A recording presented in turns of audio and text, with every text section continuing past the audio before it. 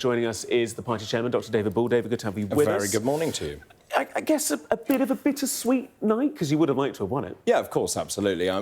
We are, of course, slightly disappointed by that, but you also have to look at what an extraordinary result it is for us, because when we were looking back at 4 years ago, we were polling at 1.7%. We're now polling, and we got 36% last night this morning. That is a meteoric rise, and actually, I think that's pretty unprecedented in modern British politics. So I'm delighted by that result, but what was interesting about this was it was very much a two-horse race between Plaid and us. Clearly, the voters are saying we want an end to the two-party political system, the Tories and Labour. Labour went down to 11%. That is disastrous for Labour. The Tories kicked off the field entirely at 2%.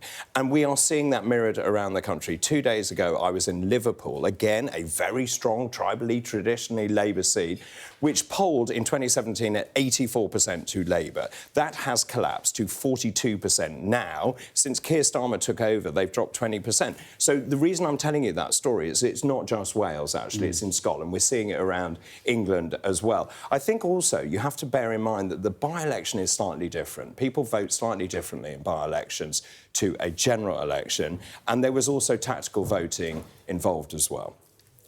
All of that considered, you were ahead in the polls. Yes. And there's footage of Nigel Farage saying we're ahead in the polls. There's footage of him going 4 times. You had 13 teams out on polling day drumming up support.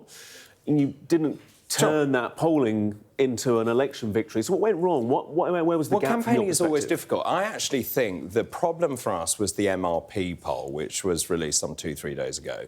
It showed us on 42%, Plaid on 38%, and it changed some people's minds. I've heard tales from Lib Dem supporters, even Tories, actually, voting tactically for Plaid to keep us out. How does that feel? I mean, obviously, it's the cut and thrust of politics, isn't it? Of course, I'm disappointed. Do you take it personally that people are tactically voting so that they don't have reform because they don't like what you stand for? You can't take things personally in politics. I think the fact is, actually, I'm very bullish. Well, but politics is all about personality. Well, it is, but I'm very bullish, upbeat about the whole thing. If you look, actually, at where we are, you know, when I was deputy leader, we got 2-3%. We're now polling at 33% 2 weeks ago. Now, the latest polling is at 36%. If there was a general election tomorrow, we'd win 445 seats. We'd have a majority of some 258. There is no doubt that something is happening in the United Kingdom. Wales generally polls for us now at 28%. That is amazing. It's extraordinary. Scotland, 22%. Here, 36% in England. So lots of positive polling, yeah. and Nigel Farage points at the fact that you lead polls so frequently now, and you have now controlled 10 councils.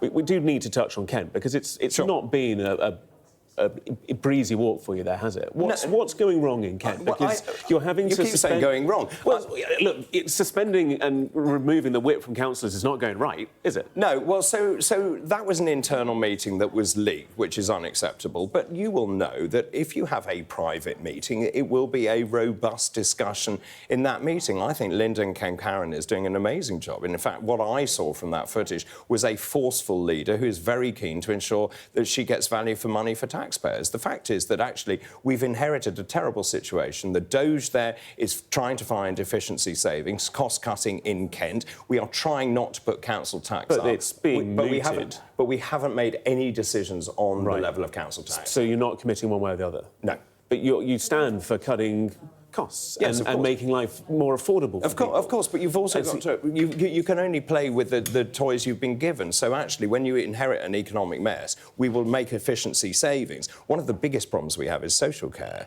and the way we treat elderly people in this country is disgraceful. Now, we can't square that circle until we actually find a better system. So Kent is a very important council for us, as is Lancashire, as are the other ones. And actually, the people running these councils are doing the job to the best of their ability, and I applaud them. My final thought, you know, we're talking lots kind of about local politics. You know, Nigel Farage, key to campaigning for your party, yes. I think it's fair to say, goes up 4 times to Caerphilly. Where did he go when the results were announced? Because lots of people are going, well, where's Nigel? Nigel's there when you're on the front foot, but people are saying, well, it doesn't seem to be there when you don't get a successful I don't know. I wasn't there. I don't keep his diary. I was in Liverpool. I was in Warsaw last night. I came back to London.